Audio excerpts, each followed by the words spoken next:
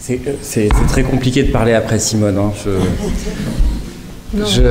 Si, c'est compliqué. En tout cas, moi, ce que je retiens comme mot très très fort, on en parlait ce midi avec Claire Paquet, c'est l'empathie amoureuse. C'est quelque chose qui est extrêmement important parce que c'est quelque chose qu'on voit beaucoup parmi les patients. Donc moi, je suis Vianney Mourmand, je suis médecin de soins palliatifs depuis 25 ans. Je suis responsable d'une équipe de soins palliatifs qui est sur plusieurs sites, mais particulièrement à la Riboisière, Fernand-Vidal, où je travaille avec Claire Paquet depuis des années. Je voudrais remercier l'association de m'avoir invité pour parler de tout ça. Et puis, peut-être que certains de vous m'ont déjà vu il y a quelques semaines dans une conférence le soir. Sachez que je suis extrêmement content d'être en présentiel parce que c'est très compliqué de parler de tout ça devant un écran. Alors, la seule chose que vous n'aurez pas, c'est le passage de mes chats devant la caméra pendant que je suis en train de parler. Je vais faire un exposé en trois temps. Je vais essayer d'être concis parce que je pense que vous avez tous passé une grosse journée. Je vais définir les soins palliatifs, en tout cas essayer d'éliminer les idées reçues et définir ce que sont les soins palliatifs. Je vais vous présenter 4 cas cliniques. Alors je suis désolé parce que voilà, l'idée c'était d'être beaucoup plus dans le concret, mais être dans le concret, ça veut dire raconter des histoires. Et c'est pas des histoires, c'est des histoires vraies. Même si je les ai transformées pour être complètement anonymisées, hein, personne ne se reconnaîtra là-dedans, mais c'est des histoires qu'on a vécues avec Claire, et puis je conclurai. Alors définir les soins palliatifs, j'aime bien commencer quand on parle de définir les soins palliatifs par casser un peu les images d'Épinal, les grandes idées que tout le monde a sur les soins palliatifs. Alors la première image, c'est la mort imminente. Je ne suis pas un médecin de la mort. Je ne suis pas là pour m'occuper de la mort, je suis plutôt là pour m'occuper des vivants, et les soins palliatifs, on s'adresse vraiment à la personne vivante. On n'est pas du tout, alors c'est un peu la blague que je fais d'habitude quand je fais des cours à la fac, j'ai pas une blouse noire, j'ai pas une faux sur l'épaule, je suis un médecin qui fait mon métier de médecin. La deuxième chose que je voudrais un peu malheureusement casser, c'est l'idée de la belle mort. On a tous des images de mort véhiculées par les films, belles images magnifiques avec le cow-boy qui meurt en disant cette belle parole à son amoureuse et tout va bien. En fait, la fin de vie, la mort en tant que telle, c'est un moment qui est triste, c'est un moment qui est symptomatique, c'est un moment qui est bruyant, un corps qui s'arrête, ça fait du bruit. C'est un moment où même dans la famille où il y a le plus d'empathie amoureuse, on se déchire parce qu'en fait on est dans une effervescence. Il y a celui qu'on aime, vous savez bien que dans la vie, on est toujours dans l'ambivalence dans la relation qu'on a à nos proches. Hein. Il y a celui qu'on aime, il y a celui qu'on déteste, parce qu'il y a des moments où ma femme elle m'agace, il y a des moments où je l'aime éperdument, il y a des moments où c'est comme ça, et puis il y a celui qui souffre. Et celui qui souffre au milieu de ça, et ben en fait on peut avoir envie qu'il meure. Et en fait on peut être coupable, on peut se sentir coupable, et on peut en tout cas, c'est des choses qu'on voit dans le deuil, se sentir extrêmement coupable d'avoir ça. Et puis des fois il n'y a pas de famille, puis des fois il y a des familles qui se détestent. Donc c'est compliqué. En fait, cette belle image de la mort idéale, de la mort du bon laboureur, c'est un idéal, ça arrive. Mais la majorité des fois, ça ne se passe pas comme ça parce que c'est compliqué. Troisième grande idée, on me dit souvent, et en tout cas les étudiants en médecine, ils sont mignons les étudiants en médecine, les soins palliatifs, ça sert à accepter la mort. Ça fait 25 ans que je suis médecin de soins palliatifs. Pour moi, la mort reste un événement assez inacceptable. Et je pense qu'en tout cas, ce n'est pas mon ambition de faire accepter cette chose assez inacceptable. Autre élément important, c'est ce qu'on entend tous les jours à l'hôpital, on passe en soins palliatifs. Alors quand on passe en soins palliatifs, moi ça me donne une image, c'est Pharaon qui passe de la rive des vivants à la rive des morts, on est dans du tout curatif et on passe dans du tout palliatif. Les choses, vous l'avez vu tout à l'heure, les choses sont beaucoup plus progressives, l'évolution de la maladie est progressive, l'altération de l'état général est progressive, la diminution de l'autonomie est progressive, et en fait les choses elles vont évoluer extrêmement progressivement, et c'est pas on passe du tout curatif au tout palliatif. Et puis je vous ai marqué comme dernier point dans les images d'Épinal, c'est l'approche compassionnelle. L'approche compassionnelle, c'est celle que vous voyez chaque fois qu'il y a un article dans un journal qui parle de soins palliatifs, vous avez toujours une petite main maigrelette dans la main d'un soignant. C'est vraiment l'image qu'on voit apparaître à chaque fois. La compassion, si on prend l'étymologie, con c'est avec, passion c'est la passion du Christ, donc gros c'est une analogie à la passion du Christ en tout cas. Donc compassion c'est souffrir avec, et en tout cas ce que je vais essayer de vous dire c'est que je ne souffre pas avec mes patients, mais par contre, effectivement, je suis là, je les touche, je les examine, etc. Mais je suis là pour être un médecin, et mon équipe, on est là pour faire du soin palliatif, on n'est pas là pour faire faisant fonction de famille ou pour faire des choses comme ça. On est tous dans une compétence professionnelle qu'on va mettre dans l'évaluation du patient, dans les propositions qu'on va faire et dans l'accompagnement qu'on va apporter. Et en tout cas, voilà, parce que des fois, j'arrive dans des endroits, on me dit c'est magnifique ce que vous faites, mais en fait, je fais mon métier de médecin. Comment définir les soins palliatifs? Une approche interdisciplinaire. Alors souvent, on ne sait pas trop ce que ça veut dire interdisciplinaire. Il y a pluridisciplinaire, interdisciplinaire. Je vais vous citer un auteur, un philosophe qui s'appelle Ruven Augien et qui a écrit un livre sur sa maladie et sur sa fin de vie. Et en fait, il dit une phrase qui est assez intéressante. Il dit: quand je vais voir mon oncologue, mon cancérologue, je me fais beau. Et je me fais beau parce que j'ai l'impression d'être le condamné qui arrive devant le juge d'application des peines. Il faut que je sois beau parce que sinon il ne va pas me faire ma chimio. Et ce qu'il faut que vous sachiez, c'est qu'en vrai, dans la vraie vie, on ne contrarie pas son médecin, on ne dit pas des choses compliquées à son médecin parce qu'en fait, il ne faut pas fâcher son médecin parce que ça peut vous coûter cher. Donc en fait, ce qu'on voit, c'est les patients, ils parlent avec les infirmières, ils parlent avec les kinés. Moi, ça m'arrive souvent. Je vais voir le patient: vous avez mal? Non. Et puis l'infirmière derrière, elle me dit: bah moi j'en sors de la chambre, et en fait il me dit qu'il a mal. Donc en fait, vous voyez, l'interdisciplinarité, c'est pas il y a des médecins, des infirmières, des kinés, des ergots, tout ce qu'on veut, c'est il y a des professionnels qui ont tous des compétences et qui travaillent ensemble pour avoir cette vision la plus globale de la situation du patient et faire des propositions qui correspondent à ça. Donc il y a déjà cette forte notion d'interdisciplinarité. Avant, quand on parlait de soins palliatifs, on parlait de maladies graves et incurables. Maintenant, on parle de maladies potentiellement mortelles. Ça fait moins pronostic engagé à court terme. Ça veut dire qu'on peut s'améliorer, on peut avoir des moments où on ne va pas bien, on peut avoir des moments où on va mieux, et les choses peuvent être mouvantes autour de ça. On en a un peu parlé tout à l'heure, il y a cette notion de qualité de vie. Alors attention, je suis un pinailleur, hein. Vraiment j'insiste, ne pas confondre vie de qualité et qualité de vie. Vie de qualité, c'est la projection que tout le monde a de ce qu'on a envie, de ce qu'est la vie merveilleuse. Là, par exemple, je sais pas, j'ai envie d'être en été, j'ai envie qu'il fasse beau, etc. La qualité de vie, c'est plutôt ici et maintenant.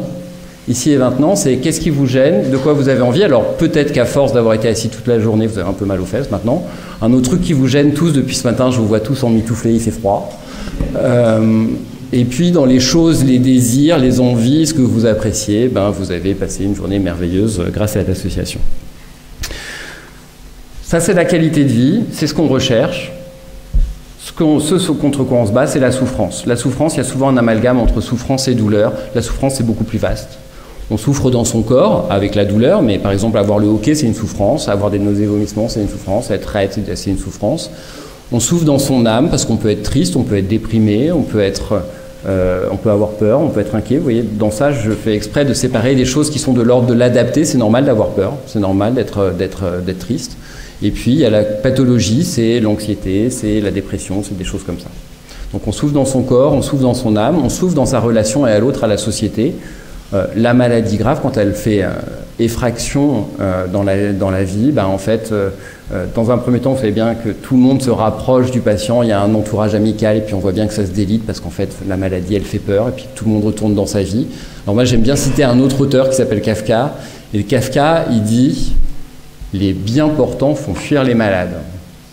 Et en fait, je trouve ça assez intéressant, parce que tous ces gens qui vont si bien, tout ça, il y a un moment, c'est fatigant quand on va pas bien. C'est-à-dire tous ces gens qui resplendissent de santé, de beauté, de jeunesse, etc. Il y a un moment, c'est un peu agaçant. En tout cas, vous imaginez bien qu'il y a des conséquences sociales dans l'entourage du patient, mais il y a aussi des conséquences sociales autour de comment, avec qui on habite, on en a déjà parlé largement. Et puis, l'être humain, c'est un être de raison. On a besoin de comprendre. Et en fait, il y a une souffrance spirituelle dans la maladie grave, c'est-à-dire pourquoi j'ai ça, pourquoi ça tombe sur moi, pourquoi c'est maintenant, pourquoi c'est mon conjoint, pourquoi, etc. Et en fait, la souffrance spirituelle, elle est là parce qu'en fait, on a du mal à comprendre cet incompréhensible de la maladie grave. Pour finir sur cette définition, qui n'est pas une définition, pour cette approche des soins palliatifs, vous imaginez bien que quand on parle de souffrance, quand on souffre dans son corps, dans son âme, dans sa relation à l'autre, dans sa pensée, dans qui on est, c'est pas les 3 dernières minutes de vie où on va pouvoir faire des choses. Et donc l'idée, c'est vraiment d'avoir une approche, une prise en charge qui soit globale et précoce, parce que plus on intervient rapidement, plus on intervient précocement, plus on va être efficace. Alors, 4 cas cliniques. Je vais essayer de vous les dire un peu vite parce qu'on est déjà très en retard, mais en tout cas, ce qui est surtout intéressant, c'est de vous dire ce que nous, on a proposé pour être dans le concret de ce que fait une équipe de soins palliatifs. Alors le premier cas clinique, c'est un monsieur qui a 59 ans, qui a une maladie neurodégénérative, de diagnostic récent, qui a des troubles cognitifs légers, qui a encore de la cohérence, qui a encore une activité. Il y a peu de temps, c'était un haut fonctionnaire, c'est ce que je vous ai marqué. Il envisage son avenir en lien avec la progression attendue de la maladie. Il y a eu des cas familiaux, mais surtout, il a été voir sur Internet, comme tout le monde. Il dit bien qu'il ne peut pas se projeter dans ce qu'il décrit comme une déchéance cognitive et somatique. Il veut pouvoir bénéficier d'un dispositif de mort assistée au moment opportun. Son épouse hoche la tête à cette proposition et tout en pleurant, elle dit soutenir ce projet. Voilà, l'équipe de soins palliatifs est appelée par son neurologue, enfin sa neurologue, vous avez bien compris, je travaille avec Claire Paquet, car le patient exprime une demande d'aide à mourir. Donc ça, c'est quelque chose qui arrive. On va évidemment pas rentrer dans le débat de cette légalisation ou pas, qui n'est pas le sujet du jour, mais je vais essayer de vous dire ce qu'on a fait dans cette histoire. Alors, la première chose, en fait, moi j'ai pas de solution miracle par rapport à ça, et la première chose que j'ai fait en rentrant dans cette chambre, de cette chambre d'hôpital de jour, c'est de m'asseoir et de faire connaissance, de me présenter, de présenter qui on est, sachant que Claire a l'habitude de nous présenter. Et je vous ai marqué une rencontre.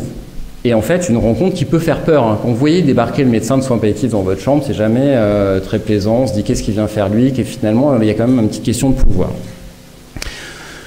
Alors, qu'est-ce qu'on a fait? On a travaillé autour de cette demande de mort. Enfin, première chose, c'est l'entendre, parce qu'il y a quand même beaucoup de gens actuellement qui disent on ne peut pas répondre à ça, donc on parle d'autre chose.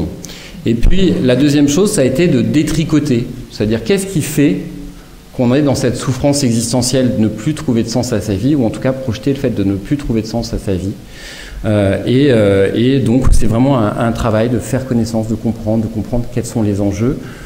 Et en tout cas, voilà, c'est un gros temps d'écoute de ce patient et de son épouse. Son épouse, alors c'est une expression que je dois à un de mes internes qui est venu travailler du Mozambique chez nous pendant 6 mois. Et son épouse, elle est dans ce qu'il lui appelle, je trouve ça assez joli comme expression, le double sentiment. À la fois, elle est dans quelque chose qui est accompagner son mari dans cette volonté, on le voit bien, et à la fois, elle est dans ce truc qui est, mais si son mari réellement arrive à ce dispositif de mort assistée, en fait, son mari va mourir plus précocement. Et donc, en fait, elle dit bien les choses. À la fois, c'est son désir, j'ai envie de le suivre et de l'accompagner, et à la fois, j'ai pas du tout envie qu'il meure plus prématurément. Donc, vous voyez, c'est vraiment cette question du double sentiment. Voilà, alors évidemment, on a sorti notre attirail habituel, pouvoir penser l'avenir, effectivement, les directives anticipées, sachant que les directives anticipées, c'est pas toujours possible, c'est pas toujours possible d'écrire, de marquer dans le marbre des choses.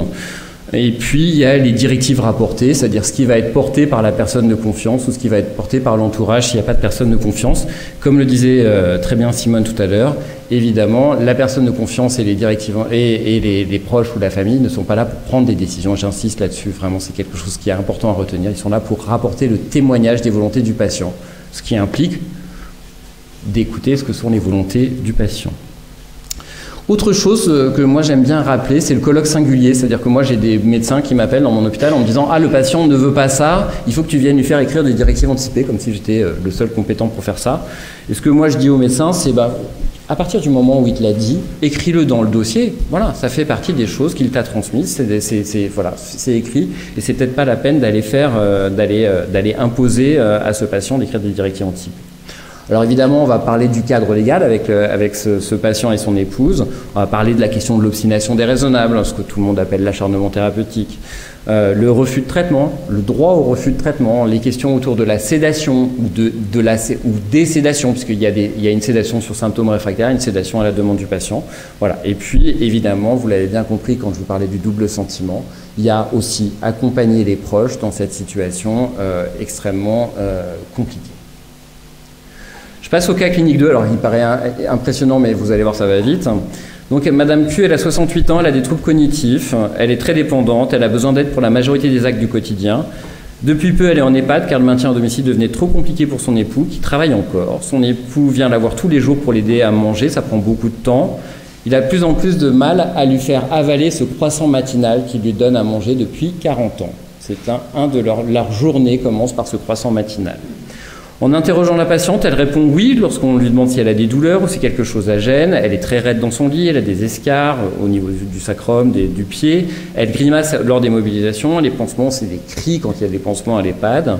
Le monsieur nous dit que son médecin lui a expliqué l'évolution de la maladie. Il s'inquiète de cette rencontre avec l'équipe de soins palliatifs en nous disant « on n'en est pas là, n'est-ce pas ?»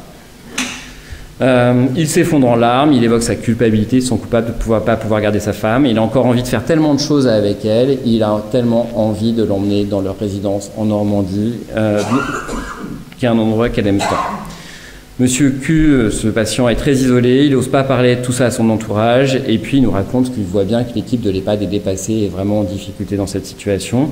Et donc, la neurologue nous a demandé de passer voir et de réfléchir à ce qu'on peut faire, et particulièrement de réfléchir à l'avenir. Donc là, on est dans des soins palliatifs en phase évoluée. Donc là encore, je vous disais tout à l'heure, la rencontre, j'avais marqué, ça fait un peu peur. Là, c'est la rencontre, ça fait très peur. Parce qu'il y a vraiment cette symbolique du médecin de soins palliatifs et de son équipe.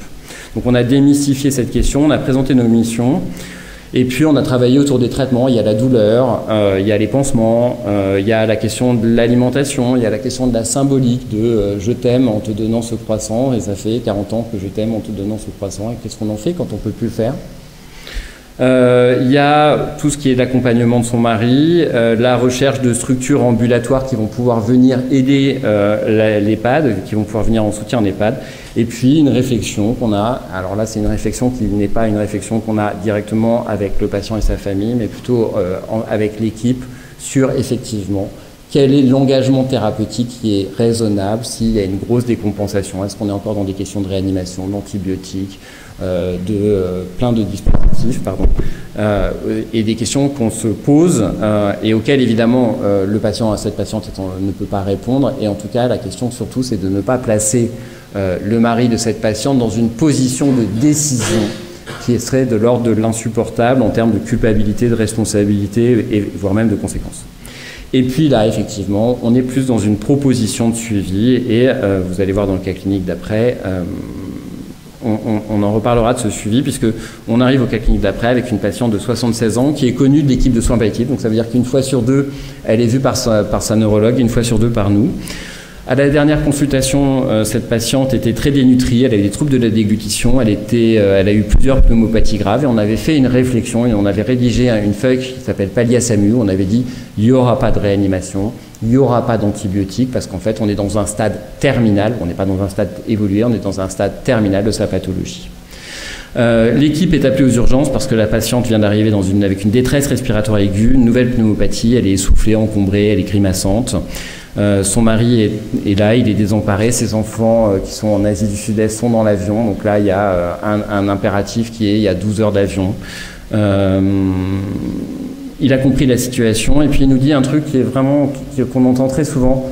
Je savais, c'est-à-dire qu'on m'avait informé, je savais que ça allait arriver, que ça allait être comme ça, mais il y a une différence entre le savoir et y être. Et puis donc nous on est appelés par les urgentistes pour une aide à la prise en charge. Donc on est dans un stade terminal, je vous l'ai dit. Et évidemment, malgré tout, même si on a déjà fait une fiche Pallia-SAMU, ça n'empêche pas de réfléchir à la situation, c'est-à-dire jusqu'où on va. Et particulièrement dans cette situation particulière, on avait dit qu'on ne mettrait pas d'antibiotiques, et là on dit peut-être qu'on va mettre des antibiotiques parce que justement on a besoin de gagner du temps, une réflexion sur ce temps à gagner. On met en place des traitements symptomatiques parce que cette patiente est inconfortable et on accompagne évidemment le mari de la patiente dans cette situation extrêmement difficile. Et puis l'autre chose, mais ça c'est quelque chose qui est important à avoir en tête, on accompagne aussi l'équipe des urgences parce que même si on est tous des professionnels de santé formés, habitués, etc., en fait assister à ces situations, ça ne nous glisse pas dessus, ça a évidemment des répercussions, il y a de la souffrance des soignants, surtout dans la récurrence de ces situations, et encore plus quand, par exemple, je ne sais pas s'il y a un urgentiste dans la salle, mais il se reconnaîtra, quand on est un peu dans l'action, on sauve des vies, puis d'un seul coup, il faut être dans une autre temporalité, une espèce de grand écart, il faut se calmer, il faut rester, voilà, on va pas se lancer dans des bilans, on va pas faire des choses comme ça, et donc il y a tout un travail à faire autour de l'accompagnement de l'équipe des urgences. J'en ai presque fini, quête clinique numéro 4. Monsieur Q, vous vous souvenez de Madame Q qui ne mangeait pas son croissant? Eh bien voilà, c'est le mari de Madame Q. Il demande à nous rencontrer après le décès de son épouse. Il est très triste, il souhaite pouvoir reparler du trajet de soins de son épouse et il souhaite en reparler sans reprendre tout depuis le départ. Donc en fait c'est pour ça qu'il nous sollicite. Il vient nous rencontrer, il nous raconte les moments qu'il a réussi à avoir avec son épouse jusqu'au bout. Ils sont partis en Normandie. Alors pour vous dire la vraie histoire, c'est que cette patiente dont je vous ai parlé tout à l'heure, il la mettait dans le camping-car, ils allaient traverser la France avec cette patiente qui commençait à être extrêmement dépendante, et il a traversé la France pendant des semaines avec cette épouse dans son camping-car, pour dire, voilà, il était vraiment dans un truc qui était un vrai « la vie continue », dans cette empathie amoureuse que je mettrai le copyright. Alors, chaque fois que je le cite, je dirais, c'est Simone qui me l'a dit. Ils sont partis aussi en Normandie, mais ils ont surtout fait un grand tour en camping-car. Et puis il nous décrit avec un sourire au coin des lèvres et puis une larme au coin de l'œil, qu'il savait bien que son épouse n'arrivait plus bien à avaler son croissant, mais que jusqu'au bout, il a tenté de perpétuer cette habitude qu'ils avaient l'habitude, enfin c'était leur habitude de vie, c'était un de leurs quotidiens, de leurs gestes d'amour quotidien. Il a essayé en tout cas de continuer à émettre de la symbolique. Alors qu'est-ce qu'on a fait avec lui? Alors première chose, mais ça c'est pas moi qui vais vous en parler mieux, le deuil c'est pas une maladie, hein, donc on va pas médicaliser ça, on va pas psychiatriser ça, on est plutôt dans l'accompagnement. Et voilà, on a proposé cet espace de parole et puis on a proposé un soutien psychologique dont il n'avait pas forcément besoin et dont il n'a pas forcément profité. Je conclus, parce que vous commencez à avoir très très mal aux fesses et à avoir très très froid. Vous avez bien compris, quand on dit soins palliatifs, tout le monde a peur. Il y a un peu cet effet d'annonce, ce truc compliqué autour de ça. Mais rappelez-vous, les soins palliatifs, c'est avant tout travailler sur la qualité de vie. C'est-à-dire que chaque patient, singulièrement, quand je rentre dans sa chambre, je ne sais pas ce que c'est que sa qualité de vie. Et ça va être tout un travail pour essayer de lui faire déterminer ce que c'est que cette qualité de vie, qu'est-ce qui vous gêne, de quoi vous avez envie. La deuxième chose, évidemment, vous l'avez compris, c'est éviter la souffrance, qu'elle soit physique, qu'elle soit psychique, sociale, spirituelle, existentielle. La troisième chose, vous en avez beaucoup entendu parler, c'est anticiper. Ce que je vous disais tout à l'heure, c'est on travaille avec le patient, on travaille avec ses proches, on travaille avec les soignants qui sont autour parce que c'est compliqué. C'est compliqué, et plus on est dans la chronicité, plus c'est compliqué. Et puis, et ça sera ma conclusion, quand intervenir? Alors ça, c'est une question qu'on a beaucoup abordée avec Claire, puisqu'en fait, chaque fois qu'elle m'appelle pour un patient, elle me dit « je t'appelle sûrement trop tôt ». Et en fait, alors pour ceux qui ne sont pas neurologues dans la salle, il y a une sorte d'adage qu'on apprend quand on est étudiant en médecine sur la neuro, c'est quand on pense à la ponction lombaire, c'est qu'il faut faire la ponction lombaire. C'est une sorte de truc, c'est une sorte de réflexe, un peu comme quand on pense à la tuberculose, on vérifie que ce n'est pas une tuberculose. Et bien en fait, ce qu'on a conclu avec Claire, c'est quand elle pense à l'équipe de soins palliatifs, c'est qu'il faut qu'on vienne. Et des fois, on va venir d'une façon extrêmement ponctuelle. Des fois, on va venir pour un suivi qui va se mettre en place. Mais en tout cas, je pense qu'il ne faut pas se priver de ça. Et plus précocement ça sera fait, mieux ça sera, parce que ça permettra de démystifier, dédramatiser notre intervention. Et puis, la dernière chose, c'est comment nous présenter, évidemment. Mais c'est un débat vieux comme les soins palliatifs, c'est-à-dire est-ce qu'il faut nous présenter sous un autre nom? Le mot soins palliatifs fait peur, d'accord, mais de toute façon tous les autres mots qu'on mettra à la place petit à petit seront investis de la même signification et de la même symbolique, donc en fait c'est un peu compliqué. Mais bon, voilà, grosso modo, on trouve tous des petits arrangements. Voilà, ils s'occupent de la douleur, du confort, de l'organisation du retour à domicile. Ils sont là pour faire je sais pas quoi. Enfin, on peut trouver plein de choses. C'est pas forcément, en tout cas pour moi, c'est pas indispensable de dire le mot soins palliatifs avant mon arrivée dans la pièce. Même si derrière, je dirais que je suis médecin de soins palliatifs, mais je vais pas le dire en rentrant dans la chambre. Je vais pas être dans l'effet d'annonce, mais je le dirai parce qu'en fait, vous l'avez bien compris, les soins palliatifs, c'est travailler autour de la qualité de vie. Je vous remercie.